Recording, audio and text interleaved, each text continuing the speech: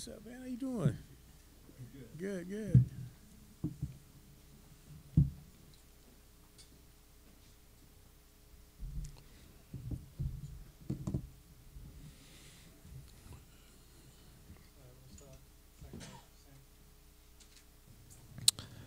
Coach Sam Amico Hoops. What's the latest on the contract situation? There are no updates, which I'm very disappointed about.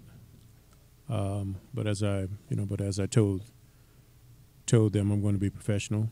I'm going to do my job. It's been close to 72 hours. My focus right now, is just to get this team ready for tonight's game. And I think our guys are ready. I'm really excited to see how they'll come out and play.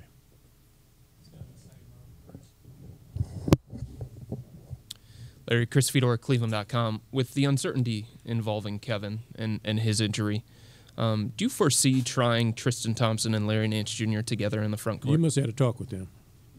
I did. Yeah. Yeah, they actually came at me yesterday. We were at practice. We were we were scrimmaging, and they both tried to check in together on the same team. I think there could be some possibilities with that. I won't rule it out. I think with both of them size and their athleticism, there's some things that you can do with both guys in the lineup together. One of them guys is going to have to make some shots, but I wouldn't completely rule it out. I think at this point, at this stage, I think we just try to take a look at everything and see what works. Some combinations may work, some may not. If it doesn't work, we'll go away from it, but that doesn't mean we won't come back to it. So it's something I might consider. If Sam is in the starting lineup, who's the backup for? Well, we'll be moving guys around. Okay. We're more than likely we'll probably be small at the backup four, which size wise, Sam's not a big guy, but he's going to be playing against some bigger guys at the four position. But we'll move people around. Chances are we will be probably small at the four, which is okay with me. Larry, Rick Nolan, Gazette, on the contract thing. If this thing goes on a week or two or however long, what's the end game if you still don't have an agreement? Do you quit? Do you risk getting fired? Do you go back to the bench when they hire somebody else? What happens if one's not reached? Well, my conversation that I've had with my agent, and that was a question that did come up. That was what happens if things don't work out? We're actually just kind of weighing our options on that. I really hope that we can get something resolved. But moving forward, I know that there's a possibility that it may not be resolved. I will never quit. I won't do that. As I said, I remain professional. I'll continue to do my job. I was told that there could be a possibility of them just bringing in somebody else to finish out the year, and then I can move back into my original position as associate head coach. You were told that by the Cavs? It came up in the conversation with the Cavs and my agent. We were just trying to look at all of the options to it. And like I said, if that happens, and if we can't get anything resolved, I'm fine with that. My contract is over in July, and I know at this point, certainly look at the team and the direction that it's going, and certainly they want young guys playing. So we're in somewhat of a rebuilding process, and maybe they don't have. As far as the future is concerned, maybe Larry Judah is not a part of the future, And I've been in this situation before. It's nothing new. This is the way this business is, and I totally understand that, and I respect it. So if in the event that nothing gets done, there's a probability or possibility that they could bring somebody in from the outside, or still probably they can hire within. But more than likely, from the conversation is to bring somebody in from the outside and let me resume my original associate head coach position and finish my contract out. Thank you. Joe Varden, The Athletic. Over the last couple of years, you guys have been pretty bad defensively, whether you had LeBron or not. What do you think that is? What has been contributing to that, especially to our defense? Yeah. I just think defense is really. I think a lot of it is attitude. I think you got to have the personnel to be a good defensive team, to be a solid defensive team. Everybody has to be on the same page as far as being able to, maneuver around or whatever defensive schemes that you have. You got to have the personnel to do it. We've tried some things. They haven't been, to our liking. So we continue to try different things. I think teams look at us, and they question our speed or our ability to say get back defensively. Turnovers lead to easy basket. Bad shots lead to easy baskets. Poor floor balance leads to easy baskets. Those are things that we have to be much more mindful of and do a better job, which is something that that's going to be a challenge for guys are creatures of habits, and they have certain habits to how they do things. So it's something I'm going to do my best to try to clean up. But I think for the most part, when you talk about talk about defense, you talk about attitudes. Guys who good defenders.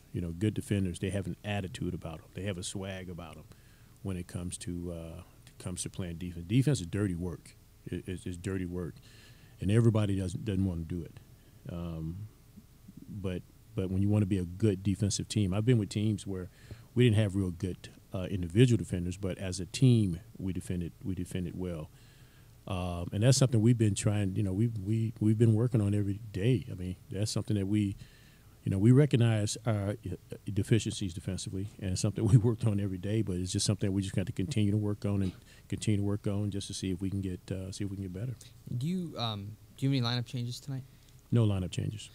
If Kevin, I know we're all going to find out here in a minute what Kevin's prognosis is, but if he's not going to play for a while, for a month, that's 20 points a game.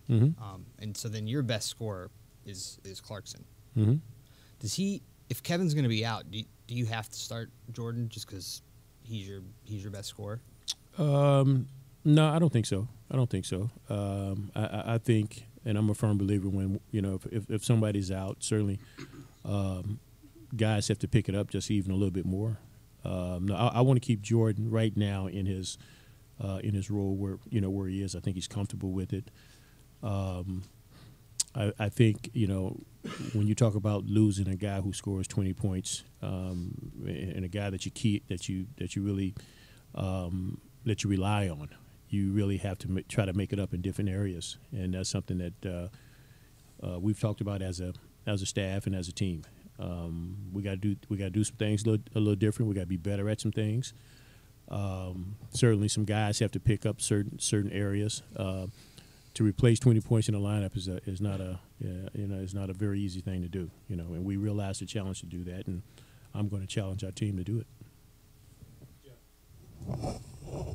Excuse me, Jeff Shadell, News Herald. Larry, the contract thing is the elephant in the room, I know, but how different is this for you than last year when you were subbing for Ty when he was ill? Well, last year I knew that Ty was coming back, and I would only be doing this for a short period of time. this year, we're talking about almost a whole season. We only played 6 games, and we're talking about an entire season. So that makes the challenge even that much more tougher. Last year, when Ty was going through his situation, and at first we really didn't know how long he would be out, but still we knew he was coming back. This is totally different. This is a totally different animal. This is having to take a team and try to try to turn it around, turn around the attitude, turn around the play style. I have my style that I have to try to implement. I have a short period of time to do it. It's going to be difficult. More than anything, I want to change our attitude. It's tough when you get off to a slow start at the start of a season. I've got to get guys in the right frame of mind. As I told them the other day, we've got to take those 6 losses and we've got to sweep them under the rug, and we got to turn the chapter. And it starts for us tonight. Hey, Coach. Rebecca Capel, Fox Sports. You guys just saw this Hawks team. What's the biggest challenge with this young group? Well, if you remember the last time we played this team, we got off to a phenomenal start. And I watched the game again this morning, and against this team, because this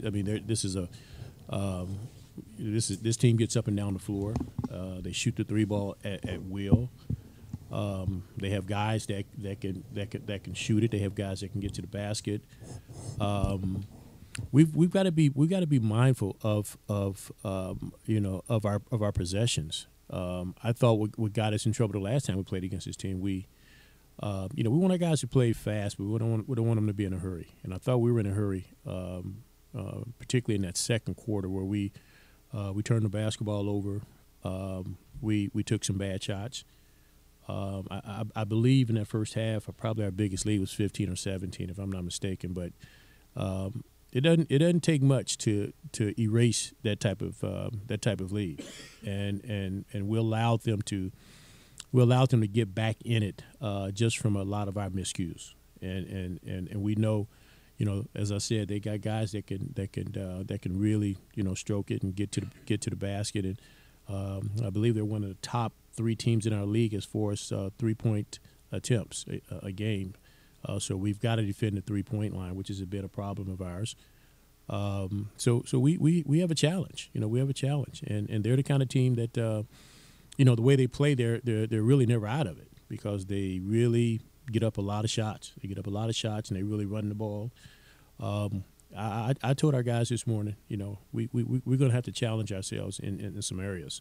And I'm confident we can be better at, but we're going to have to challenge ourselves. Okay, let's go wrap it up for us, Dad. Thank you.